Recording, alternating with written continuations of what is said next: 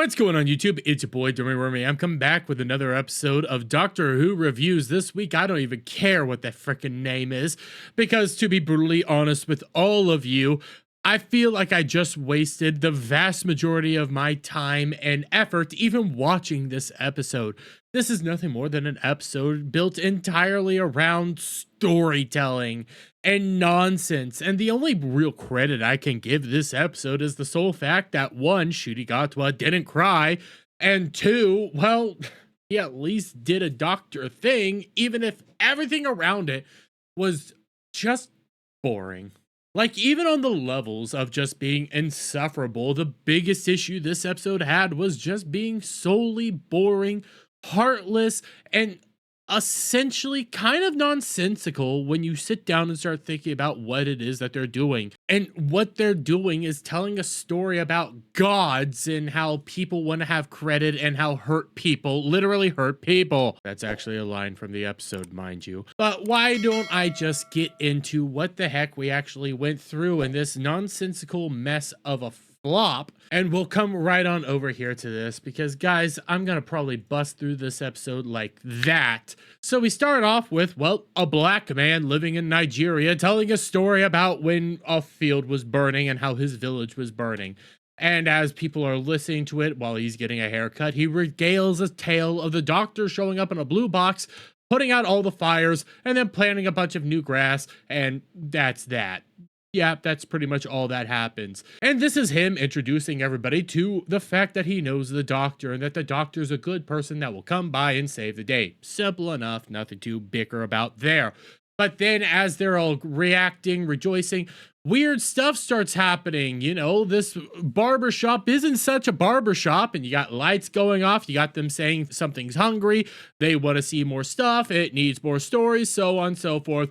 Nothingness is going on, and then they start talking about the doctor, and then the intro starts up on a window. I'm more gonna break this one down for you and explain what the heck's going on here. As interesting as this could be, and as the story's being told there, it could have been just a fun little narrative thing with editing, but no, this is an actual part of the story in which this window was special and actually just starts telling you aspects of the story and makes it come to life. It's all part of this weird timeline compression stuff and how it shows everybody what's actually going on. Why they're doing this, I don't really know, but they keep doing it within an African vibe, so that's what we're going on here. Mind you, though, the writer of this episode was a black poet who focuses on racial discrimination and things like that, so you can kind of figure out what's going on here and why we're doing this the whole time.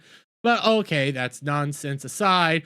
Let's just, you see it. And oh, look, here's the name of the episode, the story and the engine. You gotta be real honest with you guys. That's all this episode is. It's all about telling stories and a story engine. We cut over to the doctor talking to Belinda. Belinda's like, you need to take me home. And the doctor's like, I'm working on it. Oh, you know what we need to do? We need to go to Nigeria, because Nigeria has a large telecommunication area, largest in the world, most rich in the world, and we'll use that to our advantage. So they go there, he gets the thing, and then walks back in. Okay, anyways, yeah, besides all that, I don't know why the heck you wanted to go to Nigeria in the first place if that was your whole goal, if you just need to walk out, get your vindication, and then get back in, but okay. Then we end up having Ncuti basically discuss to little Belinda here why he loves Nigeria so much, and it's because, well, he's black now, and also Ncuti Gatwa is part Nigerian, if not fully Nigerian. I'm still a little bit confused on how that one all works out, but that's neither here nor there. But he basically says, listen, I've been a white person my entire life. The majority of the time I've been white, and coming here to Nigeria is fun because then I get to be treated like I belong. But you're the doctor, so your skin color doesn't matter, but you already get this gist. It's all about, well, he's black now, so we're gonna do black stuff, and more importantly, he's not just black, he's part Nigerian. It's honestly kind of dumb, isn't really important, and also this is the doctor who's been around so many different individuals and beings that don't look like him, so why the heck does it matter that now he needs to be around people that look like him? Oh, mind you, Belinda over there also said that her mother used to take her to India as much as possible before the same thing. And that's human, to be around people that look just like you. That's the most human thing you could possibly do. That's kind of racist, to be brutally honest with you.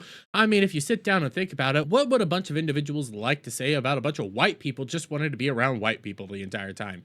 You see how this stuff kind of plays out? You see how this stuff kind of works out? It's racism in a nutshell. But okay, racism aside, this is the whole point of the episode. They're only here because Shooty feels at home the entire time.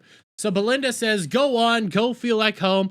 And we get to watch Shooty, now in an African get up, go walk around an entire market area and just react to people, be happy about it. And oh my God, look at everything as he's on his quest to go off to the barbershop that he loves so much, run by people that he loves so much, and treats them like a part of their family. Yeah, that's how this whole episode is. But on his way to said barbershop, he started to see that things are not so up.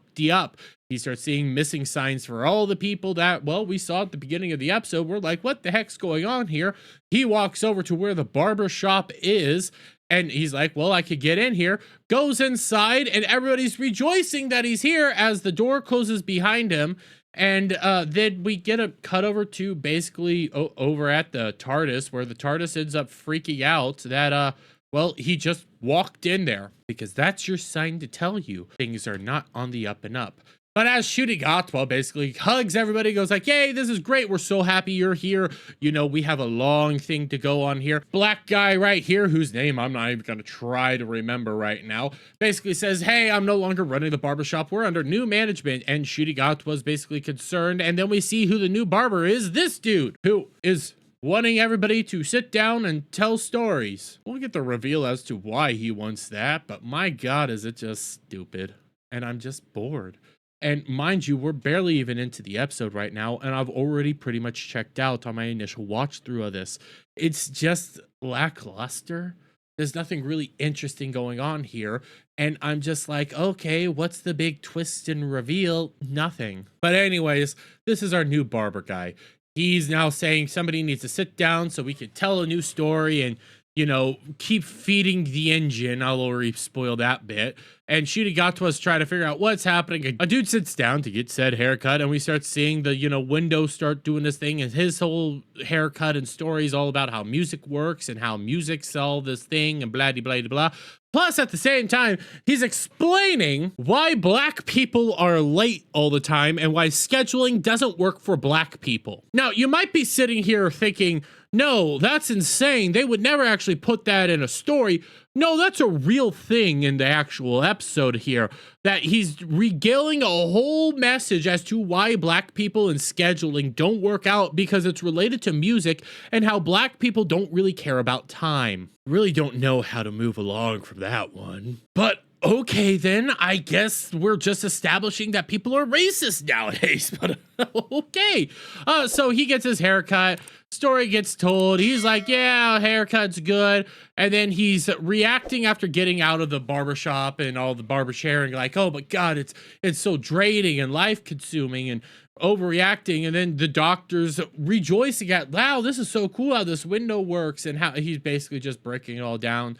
Everybody's like, well, we need to just keep going on. Doctor, you need to tell a story. This is very important. You need to tell a story. And we're trying to figure out what's going on. The barber, I believe, goes into the back room at this time. And then another woman walks into the actual barbershop itself.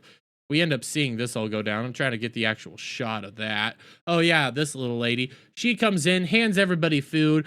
Doctor takes one good look at her, goes like, I know your face from somewhere.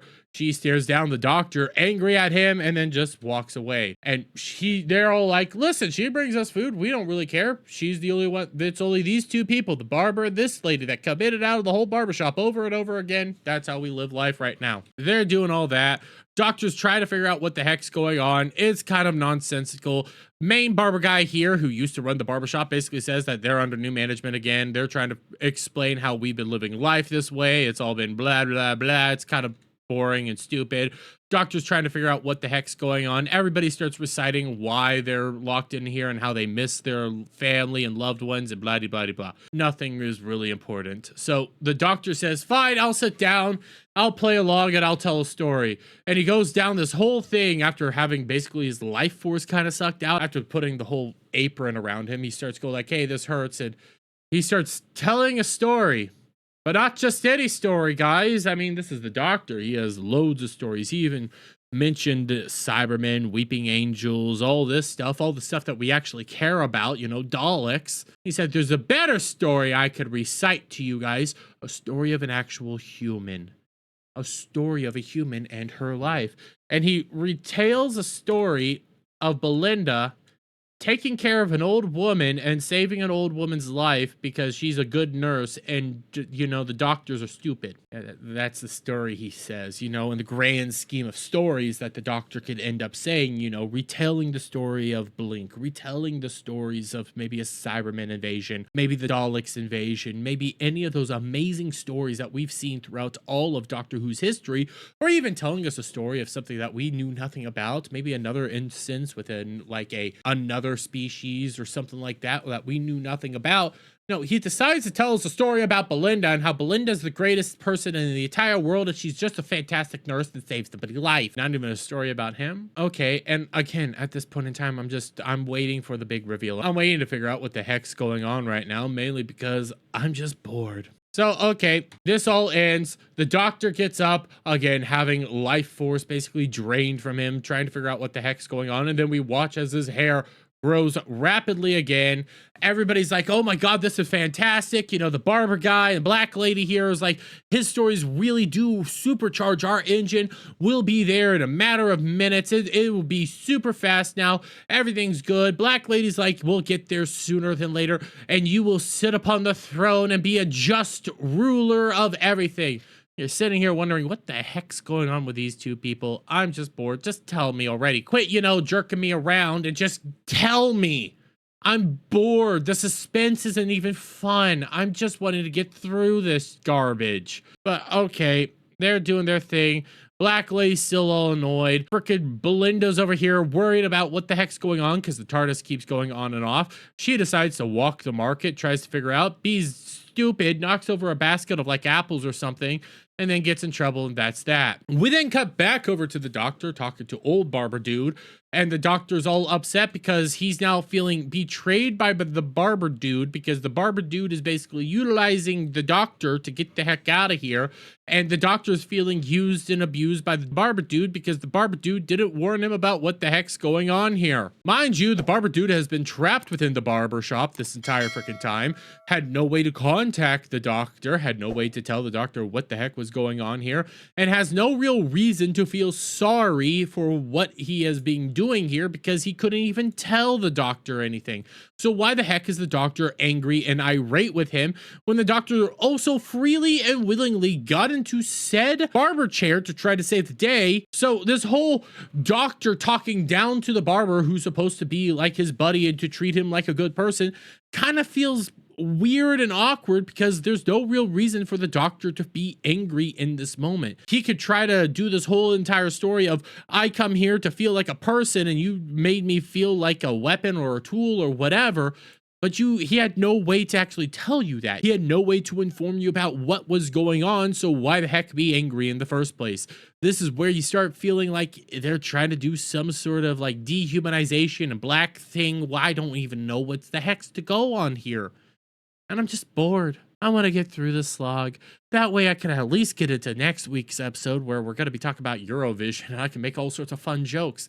This is just boring. It's not interesting. And you get these whole supposed to be emotional, impactful things, and you're just sitting there like, but why do you feel that way? No, the story's not letting me understand why you're supposed to feel this way. I don't understand why the doctor is angry with said barber. Not because I'm dumb or anything, but because the story so far is the barber had no way to inform him, so why the heck are you irate with the barber? You see the issues here. You see the problems. And I already understand we're going to get some small-brained individuals that just tell you over and over again, well, he felt betrayed by the barber. But you can't get over the sole fact that there's no way for the barber to contact the doctor to inform him on what the heck is going on here. So how the hell can the doctor feel betrayed by the barber if the barber can't even tell him jack crap? See those issues? You see the problems there? That's what people keep calling out in modern day Doctor Who, that things just don't make sense. You can tell me all you want with the episode that this is how people feel, and they're showing you in the episode that they feel this way, but they just feel this way to feel this way. There's no narrative justification for them to feel this way. And that's why I'm bored. So, okay, all this goes down. The doctor's like, fine, I'm just gonna get out of here.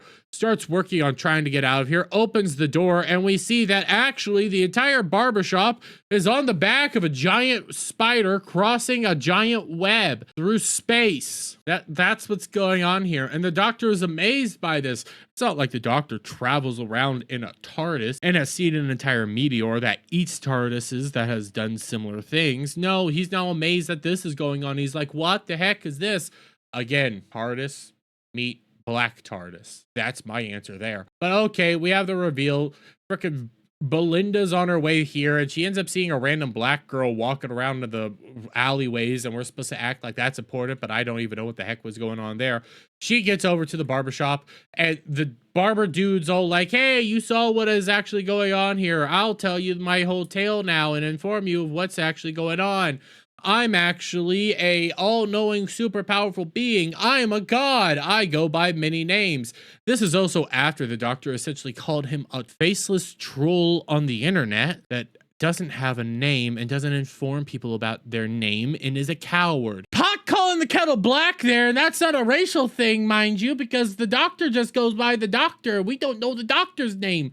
So maybe don't be saying stupid stuff like that, but that's supposed to be a straight shot at the individuals that critique Doctor Who nowadays and call out Doctor Who. You're nothing more than a faceless troll, but okay, neither here nor there. So that little sentiment ends up basically making the whole barber all angry and annoyed. Oh yeah, Belinda gets in and now the doctor's worried there, but okay. Dude starts basically telling us who he is after he undoes his hair, and he basically says, I'm all these gods, I'm this god, I'm that god, I'm Loki, I'm all these gods that tell stories, and I'm the lie that's actually the truth, and blah, blah, blah, blah. And then through all this, Belinda and the doctor start laughing at him like, no, you can't be all these gods. Because I know these gods. I've met these gods.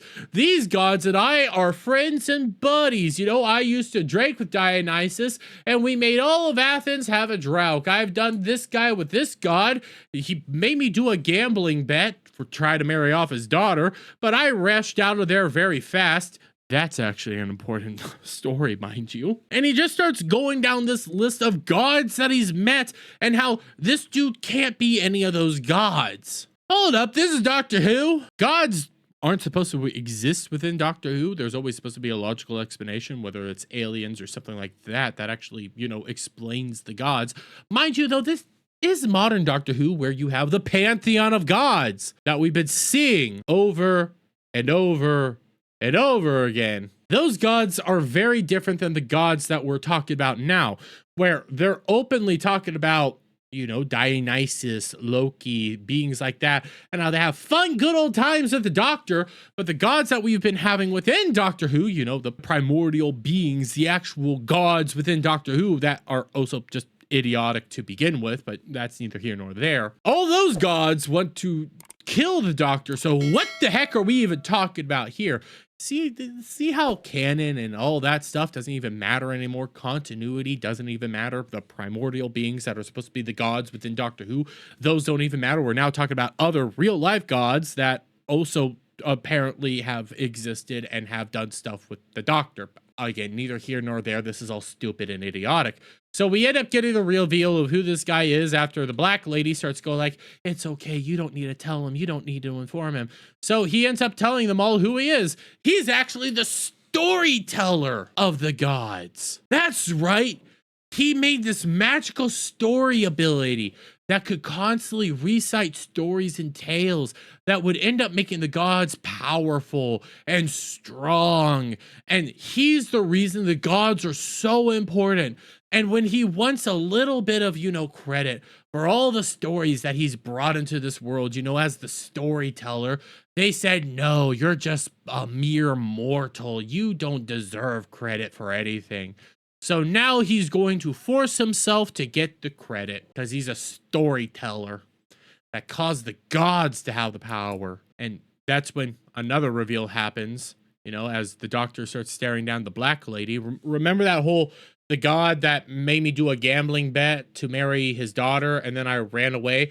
Yeah, that's actually what the black lady was. The black lady was actually the daughter that the doctor was supposed to marry. And she's all mad because the doctor didn't marry her and save her. And then the doctor's all like, I had a lot going on back then. I couldn't, you know, I was a fugitive.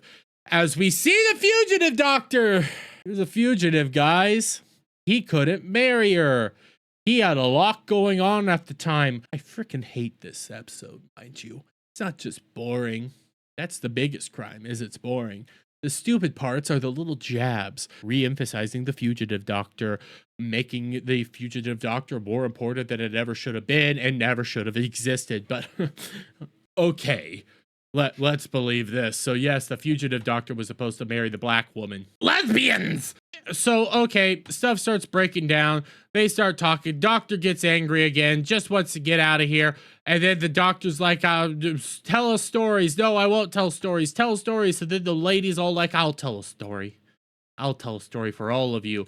And she ends up basically taking the doctor and braiding the doctor's hair, and she's informing the doctor about slave times. They're black guys, so we need to talk about slaves. So she ends up telling an entire story about how black people weren't allowed to carry papers, but slaves were more clever. They were smart. So what they would do would be women would actually braid people's hair, and the hair would actually be maps as to how to get away from slavery. Where, if that's true, cool. What does this have to do with Doctor Who? Oh, I'll tell you, because she's braiding his hair now and basically just revealing that she just gave him a mega map. So now the doctor basically rushes away, gets behind the doors to basically try to get to the story engine, mind you, to try to save the day, because I forgot to mention this bit. The storyteller's real goal is actually to destroy the whole story web that will end up destroying the gods and then destroying humanity. Got that little bit, and it's all stupid. Because again, gods aren't supposed to exist within Doctor Who. And the gods that do exist within Doctor Who hate the Doctor. So then what are we even talking about here? None of this makes sense. So yeah, you can understand why I kind of blocked that on my head until this moment. What's going on, guys? Editing Dermy here, and this just dawned on me as I was editing the review for this episode that if killing off gods would actually equate to the destruction of humanity and a bunch of humanity ending up dying, wouldn't that mean that the Doctor, ever since dealing with the Toy Master, Maestro, basically freaking the Death God, and also Lux, wouldn't that mean that the Doctor has been destroying off humanity? Because they are the gods within Doctor Who. So if you destroy the gods, you destroy humanity. The Doctor's destroying gods. So you see the problems with continuity and the issues with not following continuity here? Maybe actually follow the rules that you have established instead of constantly trying to one-up each other and make nonsensical messes. But okay, carry on with the actual review now. Doctor's trying to get his way to the story engine that's going to destroy everything. And they're actually in a giant maze, but hold up. Remember the whole tale about slaves and maps and braided hair?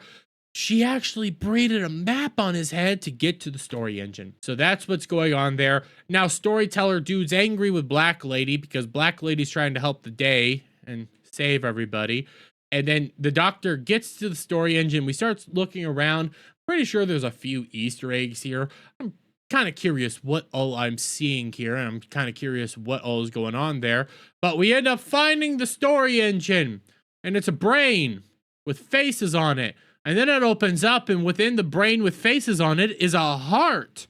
because the doctor's like, that makes more sense. What actually holds a story is the heart. So then barber guy comes in here.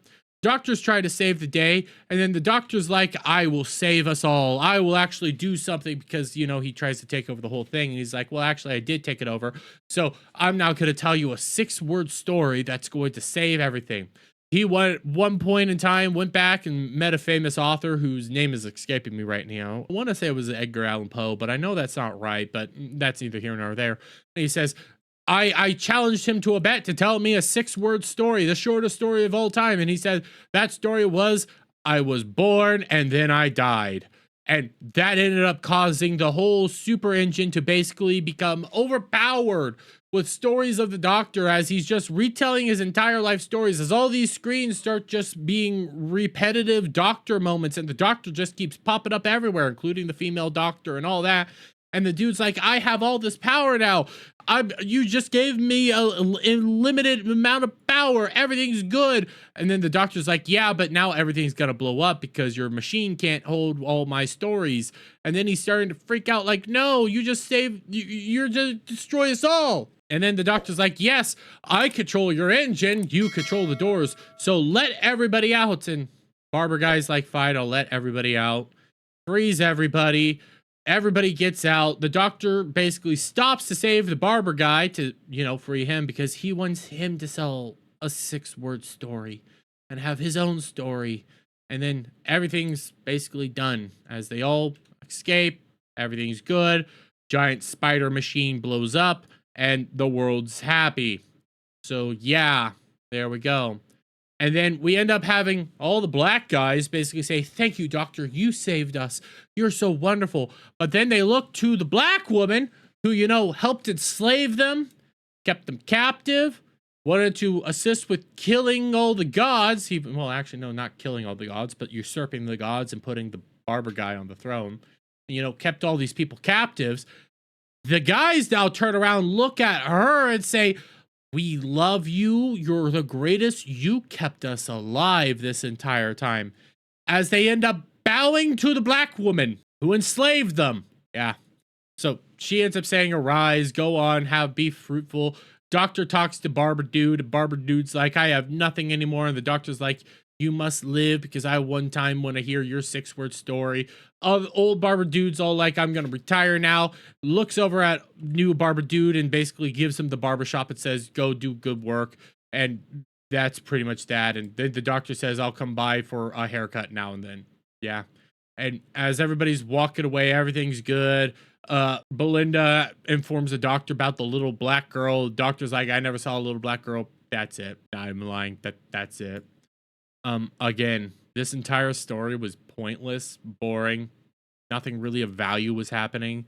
If you want to actually sit down and start thinking about everything, it's kind of just there to reiterate the fugitive doctor, do some racial allegories, call people that criticize Doctor Who nothing more than faceless trolls and nameless trolls, even though, you know, the doctor has a name, but he just goes by the doctor.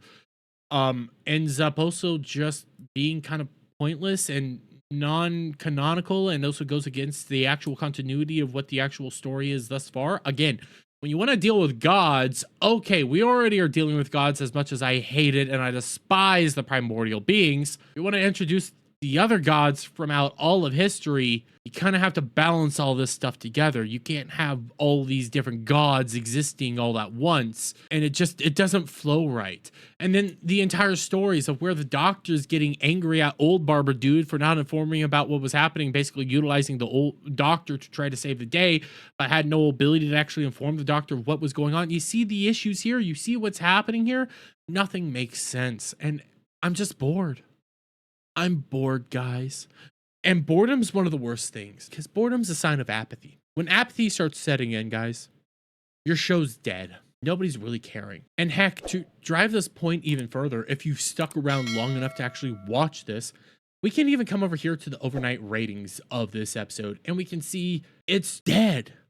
You're sitting at a 1.59, which, yes, that's larger than episode 2 at 1.58, but 1.5 million people watched this episode overnight. Nobody's watching this stuff anymore. Nobody's viewing this slop anymore. And I don't blame them. This episode was boring. It was tiresome. I just wanted to get through it. I watched it at 1.5 speed and still I felt like it was taking forever and I wasted my time. The logic within the episode is pointless. Everything that's going on is pointless. And this is why you're seeing these trends now where people are just checked out. They don't want to be a part of it because it's boring at this time. It's not funny. It's not enjoyable. Heck, I only watch this now because it's cathartic to tear into it. That's it. Everything else about this is dead and gone. But hey, why don't we just push out an entire episode about black people doing black things within Nigeria, and next week we'll have an entire gay episode about Eurovision written by an actual predator. But that's a story for next week. But until next time, guys, if you like this video, please give it a thumbs up, shout out friends, hit that subscribe button, hit that notification bell for every time I put out a new video, and go live, guys, and I'll see you in the next one. Bye for now.